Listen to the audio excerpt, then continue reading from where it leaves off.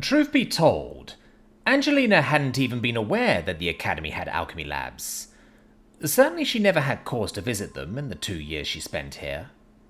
Though as she looked at them now, she had to wonder if she wasn't alone in that. Separate from the rest of the campus, the squat, decrepit structure had clearly seen better times. Old, she thought, as her eyes roamed over the peeling paint and worn architecture. Possible early sundering or even late colonial. We should put the structure at somewhere close to 600 years old. Say what you will about ourselves, we built to last. Though we also have a bit of a problem keeping up with the times, she thought, as she strode towards the front entrance, showing her ID to the rather ancient-looking human woman manning the front desk. Admittedly, she knew that to be an odd thing to think, given that she herself was an elf, but she was also only 19. According to her mother, though her body had long since stopped growing, her mind would take a little longer to follow suit and settle down and develop a proper elvish mindset. Personally, Angeline would rather it didn't. Not if it meant being totally blind to the changing needs of the future battlefield. The fact that barely a month ago House Blackstone, the only human ducal house, had made history by being the first, and thus far only, house to announce that they'd be creating a dedicated shard carrier, was as far as she was concerned a black mark against elfkind as a whole. Even as a cadet, she could see that shards were the future of aerial combat, not conventional airships. "A little closer, dear," the old lady manning the desk said, jarring the elf from her thoughts as the older woman peered at the bit of treated paper. Angelina moved it closer, even as her thoughts ruminated on the fact that the woman across from her was likely barely 80, or something. She was bad at guessing humans' ages, and already she looked like a wrinkled old prune. Angelina's sister was the same age, and barely looked a day older than Angelina herself did. Well, perhaps getting a little stuck in my ways after my first century comes to an end isn't so bad comparatively, she thought. Proof positive that even if their relative longevity meant they became a little more resistant to change than humans, there was a small price to pay to live almost twice as long. Plus, it's not like humans are entirely immune from getting hung up in the past, she thought. "Thank you, dear," one such human said, before sitting back down to scribble something in an equally ancient-looking logbook. Glancing over the entries in it, the elf couldn't help but note the long gaps between the dates of the entries within. With one set of notable exceptions. William Ashfield was scrawled out a number of times, mostly on the weekends and evenings. Though how he's finding the time is beyond me, she thought. Her own first year at the academy, it had been all she could do to drag herself out of bed in the mornings and back into it in the evenings.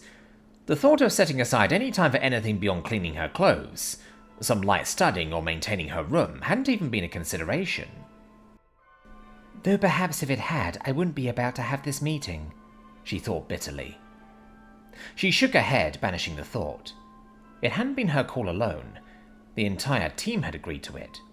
"Go ahead, dear," the old lady said finally. "If you use any of the facility's reagents, please be sure to note them down in the logs." "Of course," Angelina smiled, even if she had no intention of even touching so much as a fish scale. A man might have been able to get away with midnighting as a mage-smith, but she could only imagine how bad the rumors would be if she did the same. It would basically be a tacit admittance that she thought she couldn't hack it as a warrior, and needed a fallback. With those thoughts in mind, she moved with slightly more haste than was strictly needed, as she walked through the halls of the building, peering into dusty, empty rooms in search of her prey to each side as she did. It didn't take long. With his back to the door, the first year was hunched over a desk, whatever he was working on illuminated by the mage light overhead. Breathing a sigh of relief, Angelina stepped into the room only to wince at the smell. An acrid chemical stink wafted through the air, intermixed with something that smelled like rotten eggs. She was just thinking about how to greet the lad when a voice made her jump a little. "Can I help you, Cadet Halflaw?" A little annoyed at being so easily surprised, she scowled a little as she noticed that while he had correctly identified her, the human hadn't actually turned from his work. "How do you know it was me?" she asked, trying to keep her irritation from her tone. Rather than answer, the man gestured idly toward what she now noticed was a small mirror pointed towards the entrance to the room. One that was angled in such a way that all she could see through it was her fellow cadet's unimpressed gaze. Paranoid was the first thought that came to mind as she took in the primitive security measure, which in turn had her slightly curious as to what the boy had to be paranoid about. Perhaps he pulled another surprise from the Ashfield libraries in much the same way he had that recent flashbang spell that had so taken the library as a whole by surprise. Still, she had pride enough not to take a few steps to the right in the hopes of seeing what it was exactly that the human was working on. Just being here was a shameful enough admittance of defeat to begin with. She didn't need to sully herself further by trying to pilfer the secrets of another house. Plus, I probably wouldn't even understand what I was looking at if I did, she quietly admitted in her mind.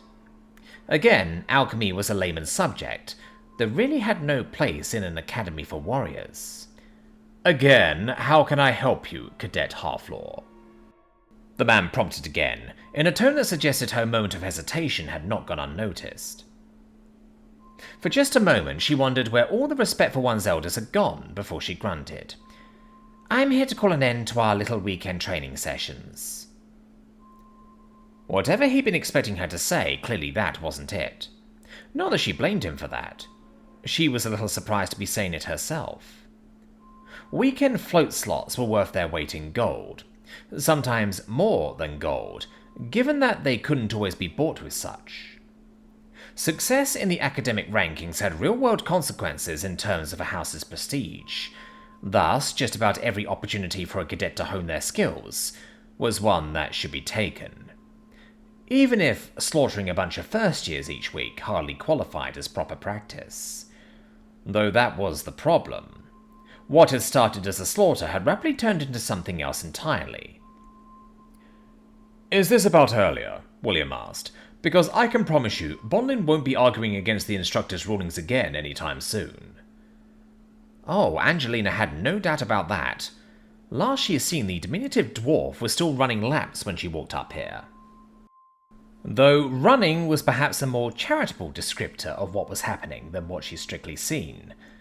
A less generous observer might have described it as a half-hearted limping. Normally the instructors avoided pushing a cadet to the point of injury. They weren't the old Imperial Legion after all, but sometimes a point needed to be made. And when a cadet was audacious enough to actually, even politely argue an instructor's rulings, that point had definitely been passed. The girl was just fortunate that, because it was the weekend, the Academy's healers weren't likely to be spent even this late into the day, something that had undoubtedly played a role in the instructor's particularly ruinous choice of punishment. The dwarf would be up and about on Sunday without so much as a blister or sore muscle. The memory of them would remain, though. That's not it. Even if my team were unimpressed by that little tantrum, she said. I'd argue that it wasn't a tantrum so much as a difference of opinion. With just the ore view to go off, you have to admit that Marlene was rather close to your mithril core when that bolt hit her, even if she retracted her statement after the instructor's ruling. Despite his words, his tone made it clear who it was that William believed was correct in that particular ruling, which was fair enough. Angelina trusted her team equally implicitly, perhaps even more so given that, unlike William's team, hers would be her retinue once she graduated. They would be her companions for life, after all, and if she didn't trust them, there would have been little point in having them. But, he continued, I'm willing to let the slight against my teammates slide in the name of getting to why you feel the need to bring our little arrangement to an end. Sighing, she nodded. Win or not, my team thought that bout was too close for comfort. She knew she could have lied, and she would later, but here and now it was just them. For bringing them to this point, she felt the boy at least deserved the truth, even if she'd be blaming the end of the bouts on first-year upstarts getting uppity to her peers. William frowned. You're quitting because we nearly pulled off a miracle win? Unlikely. Yes, she snorted. Miracle? I think you're underselling how fast your team has improved. And they've been damn good to begin with.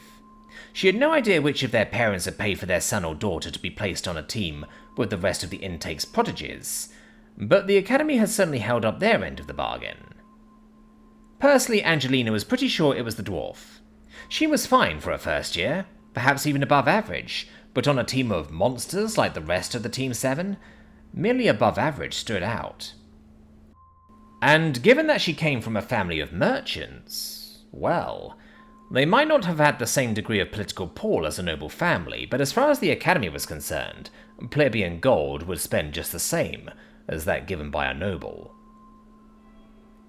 At her words, despite the momentary flicker of pride that flashed across his features, William frowned. "You're still trouncing us. It was 4 against 2 before Marlene went down, and her going for the core was an act of desperation." Angelina believed that. Taking out the other team's mithril core was an instant win, but it was rarely anyone's go-to strategy, given that it was held in the most heavily guarded bit of the ship. Sure, some idiots might discount a ship's plebeian complement of defenders as not worth worrying about in their first few matches, but that mindset generally didn't last long. A crossbow bolt was just as deadly as a bolt bow shot when in motion after all, and if you try to make a run on the core, you'd be running into a lot of them. Plus, just getting through the security door means either killing the captain for our key, or keeping a spell in reserve, she thought.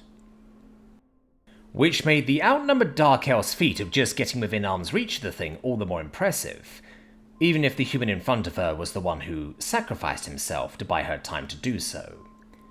Regardless, Angelina shook her head, you're getting better. Last week my team was down to 2 when we won. With each week it feels less like I'm going up against a team of first years, and more like another team of second. Again, there was a flash of pride and momentary satisfaction before he smothered it.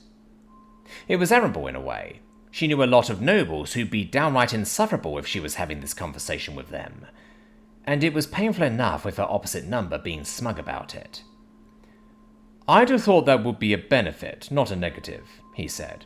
"The more of a challenge we are, the better we serve as practice partners." Angelina shrugged. "That'd be true if we were just talking about the arena." Hell, even then morale hadn't exactly been great once her team actually found themselves struggling against a bunch of first years. Rose had been in a funk for a week after. Angelina shook her head before continuing. "Unfortunately, it doesn't matter how beneficial these bouts are if my team is losing prestige outside of it as a result." It wasn't much at the minute, just a few whispered words here and there. They were building, though, and she knew they'd explode the moment her team actually lost a bout. Something like that wouldn't just remain in the Academy. It had spread to the wider world. To her family's liege, to their political rivals. It'd be blood in the water. No amount of practice time was worth that kind of negative attention. "So, you're quitting us?" William frowned, proving his lack of political acumen by actually sounding like she was the one being foolish, when he was sat in an alchemy lab tinkering with something that quite literally smelled like shit. "I hope you're not expecting a refund." She sniffed, before instantly regretting it. "No, you can keep our down payment." No matter how much it hurt, her team had had to pull their stipend to buy an entire semester's worth of practice slots. At the time, it had been a no-brainer, even against a bunch of first years. Now she was actually losing that cash for nothing, though? Well, she suddenly felt the sting. Again, though, there was little choice. The boy continued to frown before shrugging. "Okay then, I suppose that's that." Standing up, Angelina was actually a little surprised as he gave her a small bow, even if his body remained stubbornly between her and whatever he'd been working. "Regardless of how it ended, I just want you to know that my team and I are thankful for the time you spent with us. As seniors, you taught us a lot." Angelina couldn't help herself. She flushed a little. She couldn't help it. If you really wanted to thank us." Smirking, the little shit had the audacity to cut her off. "I'm afraid this will have to suffice. Just know that I truly am thankful." Smothering a pout, Angelina nodded, even as she gathered what remained of her tattered pride. It wasn't like this was her first time being rejected by an attractive guy, after all. Though it was certainly the fastest it had happened. "I wish you luck going forward," she said as she turned to leave. "And we're filling our spots." She doubted it would be hard. Sure, there'd be some that would be leery after her own team dropped off, wondering why they'd given up such a valuable arrangement, but they'd be the minority. Most would just see an opportunity for more float time. Half floor. Angelina paused in the doorway as she turned back to the human. A human who'd actually had the audacity to return to his seat. Honestly, he wasn't even looking at her, directly when he called her name. "Yes?" she asked, a little irritated. "Would you mind telling me the names of those teams that were most vocal in their mockery of your own team's bouts against ours? I do so wish to try my mettle against those that believe they could do so much better." And just like that, her irritation fled her as the most glorious idea blossomed in her mind. "Cadet Ashfield," she grinned. "I'd be delighted." 2 visitors in one day, Dorothy thought, as she waved at the departing elf. Honestly, she still wasn't entirely sure. Her eyes were going, and unfortunately no amount of healing magic could contend with the rigors of age.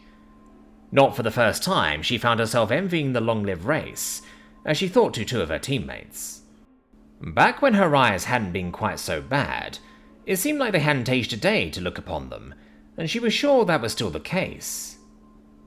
Banishing such melancholy parts, she noted down the girl's departure time as best she could, using the big grandfather clock in the corner.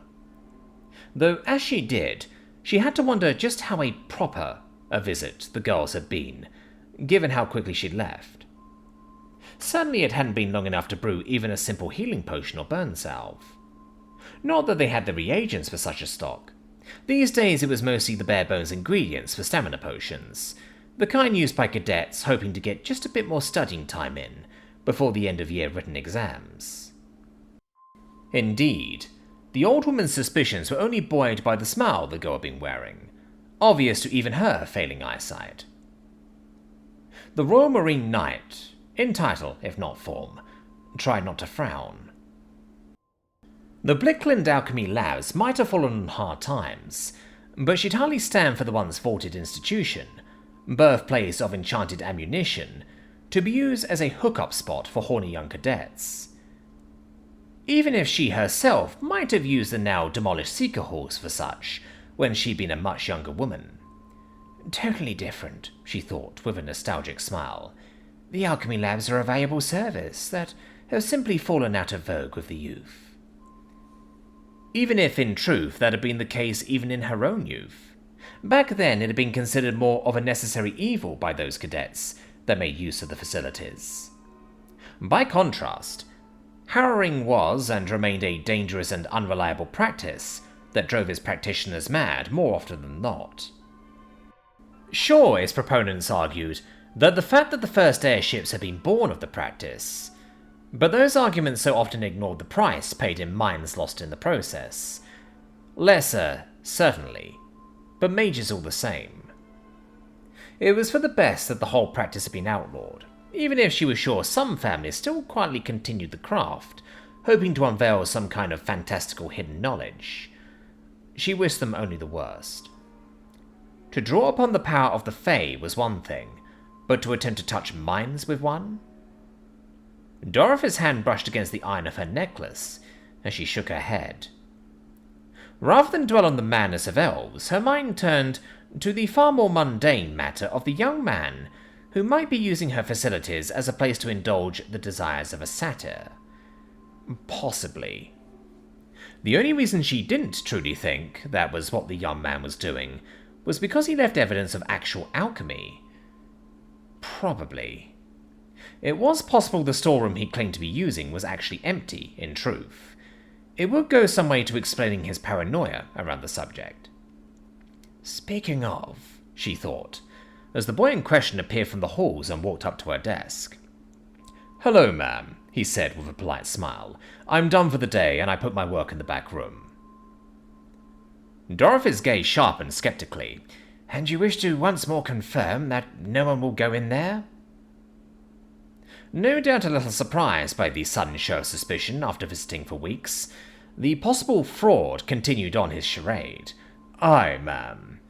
"Then I will once more confirm for you that no one besides the principal has the authority to open a room key to yourself other than yourself. Not even me." As much as she sometimes wished it wasn't so, a guarantee of secrecy for a family's alchemical formulas was all well and good, but sometimes there were entirely practical reasons for a room to be inspected. Fire was the main reason, but Dorothy could remember an incident back when her younger years, when one such storage room began emitting the most god's-awful smell.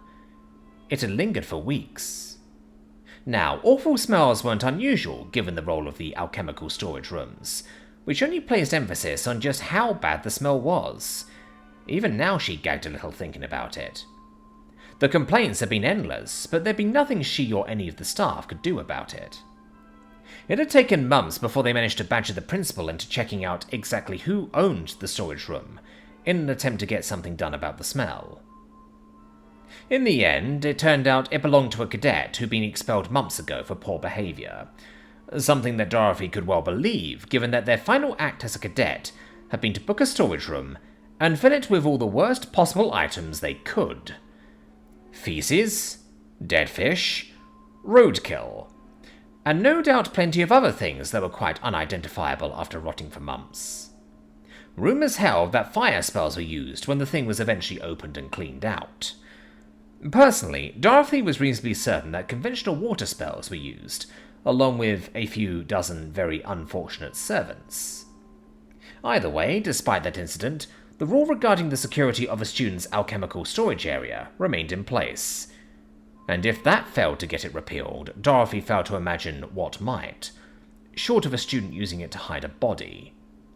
Something she doubted this particular one was doing. The only thing she smelled when she walked past the room was a vaguely sickly sweet odour. Not metallic, like blood, but something else entirely. "Just wanted to make sure," the boy said before he walked away, whistling some unidentifiable tune. "Everything needs to be ready for when I show my team." Dorothy watched him go, suspicion flaring at his words. First a random girl, and now his whole team. Oh, she'd be sure to keep an ear out when he came next. If she heard but a single muffled moan, she'd come running as fast as her sore knees could move. For the sanctity of the alchemy labs. Then she sneezed, as sitting up suddenly caused some of the dust on her desk to be kicked up. She really did need to wipe down some of these surfaces.